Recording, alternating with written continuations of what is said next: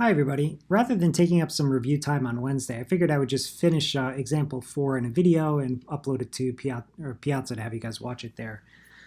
So here's what I want to do. I have some data. It's called it.csv. It should be in your data file. So if you just kind of run this code block for example 4, we should get a sneak peek of what this data frame looks like. So again, we can run things like the structure command, and it will give us a list of all the variables and a little the variable type and a snapshot of some of the variables inside of it. So it seems like this IT data has one variable, which is cost. It's probably how much it costs to repair certain items.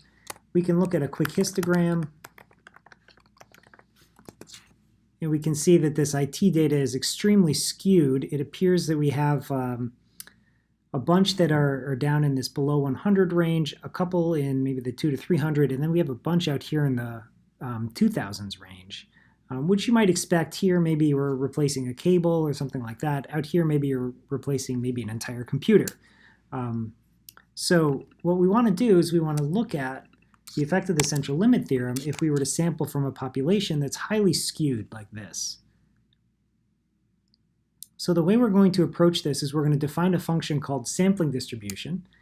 And the argument for this sampling distribution is going to be n. It's going to be a sample size. Maybe we'll set a default value of 20. And what it's going to do is collect 1,000 different observations where we sample n random expenses from this IT cost data set. And then we take the mean and assign it to the ith component. Okay? So remember, we have our sample function, sample, IT cost. And then our sample function inputs a size. So the size that we want to use here is the same as the sample size that we collect. And we can do replace equals false so that we don't select repeated cost measurements. Right? So let's save this under a variable, maybe samp.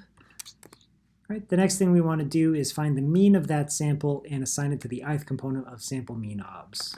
So sample mean obs ith component is assigned to the mean of this sample that we just collected, so mean of samp. Okay, so now when we run this function, our sample size will come in.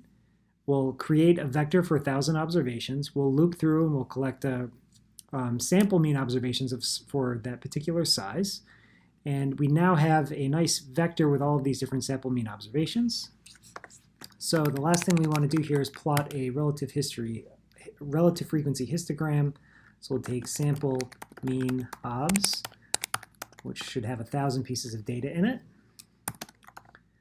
Remember, freq equals f is going to make sure it's relative frequency, and if you want, you can give it a nice color.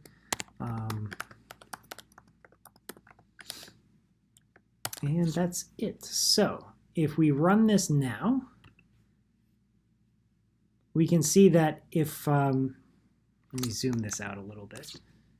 We can see that if we include a sample size of 30, the histogram of sample means is still not normal. So if we increase this to something like 50, it's still highly right skewed. And in fact, if you go to 100, it's starting to get there, but it still has a pretty strong right skew. 300, now we're starting to look normal. Even at 200, we're not quite a normal distribution. It's fairly close, but it's not the best. So you can see that when you start with parent data or population data that's highly skewed, kind of like this, the costs to get a nice normal distribution out of this, right, the number of observations we need in order for the central limit theorem to apply can be quite large, right? So our sampling distribution in this case required almost 250 different observations for those sample means to start looking like a nice normal distribution. So generally speaking, right, the distributions that end up having a very high skew, whether this is to the left or the right, are going to require much larger sample sizes for the central limit theorem to apply. And this was the point of our fourth example. But also, of course, to review for loops, to review some histogram commands, and how to write a function in R. So hopefully you found this helpful. I will see you guys on Wednesday for our review. Thanks.